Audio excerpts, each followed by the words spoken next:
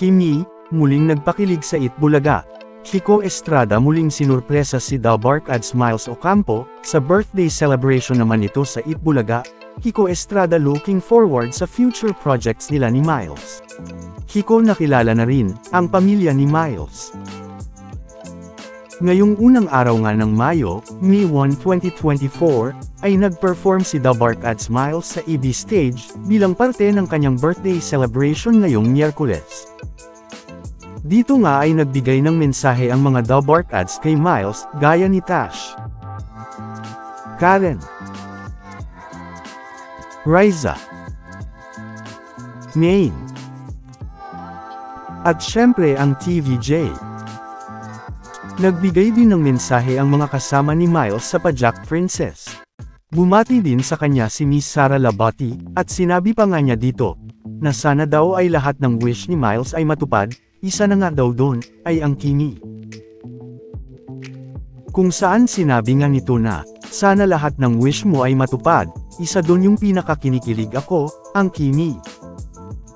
At dahil kasama nga si Miss Sara Labati dito, bilang cast ng Lumuhod Ka sa Lupa, ay syempre inasahan na rin ng marami, na kasama din si Kiko Estrada.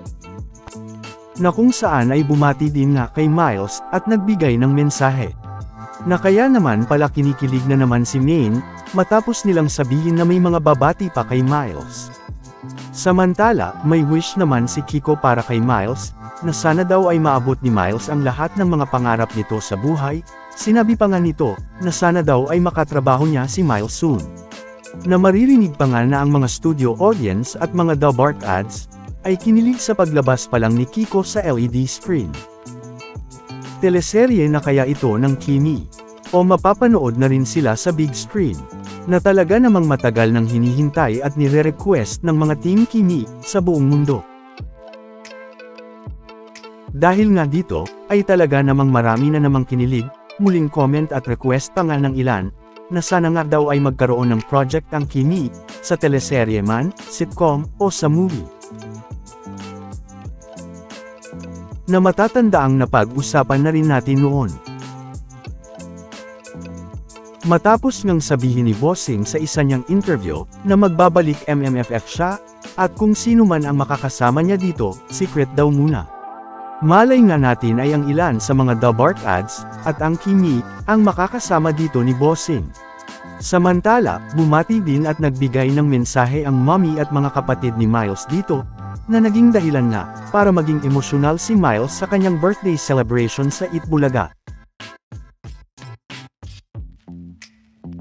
Na matatandang noong April 29, sa episode ng Itbulaga, ay bumisita na rin ang daddy ni Miles sa Itbulaga, para din nga ay surprise ito, na naging dahilan ng pagiging emosyonal ni Miles dito. Na napag-usapan na rin natin. Pero kung marami na nga ang kinilig sa pagbati ni Kiko kay Miles sa LED screen, ay talaga namang mas marami ang kinilig sa muling pagbisita nito sa Itbulaga, para i-surprise si Miles sa birthday nito.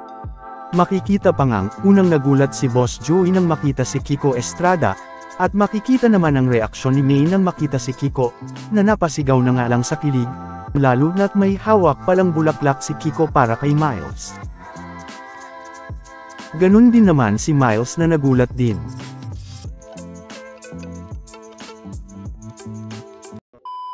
Welcome back mga ka-highlights.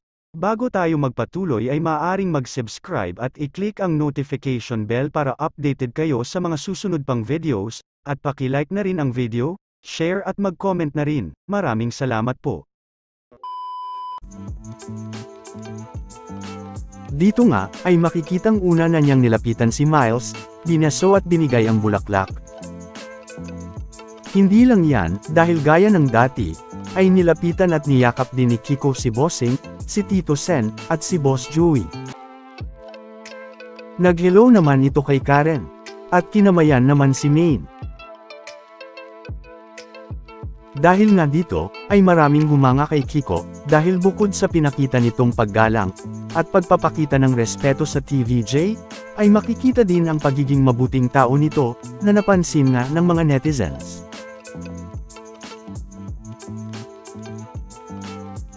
Binati din nga nito ang mommy ni Miles, na hindi pa nga niya nakita nung una, dahil nasa audience area ito nakaupo.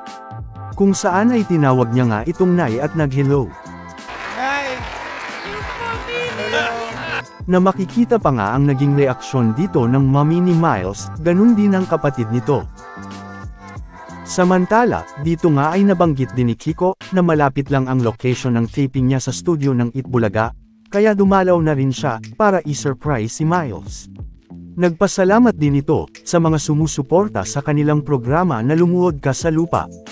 Makikita mang nagmamadali na nga si Kiko, dahil sa pagiging busy sa kanyang taping, ay muli naman niyang binati si Miles ng happy birthday. May pahabol pa nga itong pagkaway, kung saan ay makikita nga ang naging reaksyon ni Miles.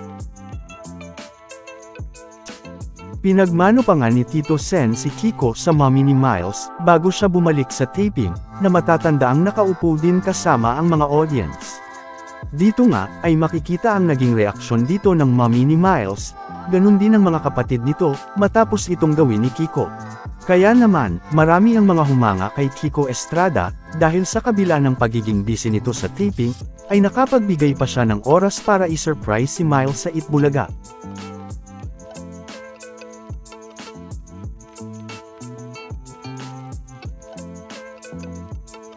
Matatandaang, hindi naman ito ang unang beses na sinurpresa ni Kiko Estrada si Miles Ocampo sa Itbulaga, dahil noong April 8, 2024 lang, ay may pa-surprise at pabulaklak si Kiko kay Miles, kung saan nag-date pa nga sila sa Itbulaga Studio.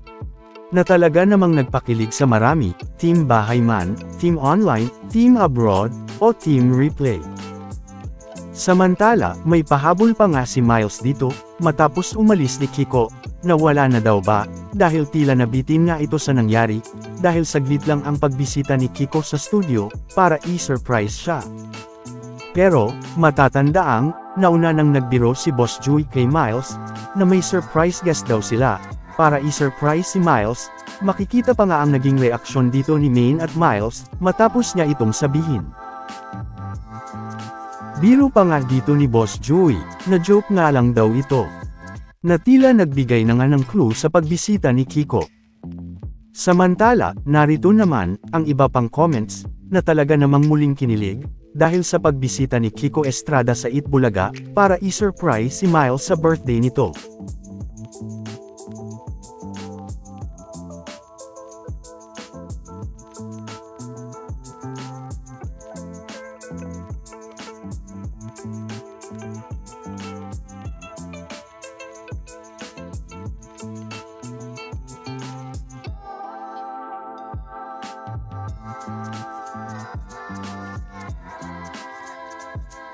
Samantala, ano naman ang masasabi nyo patungkol dito?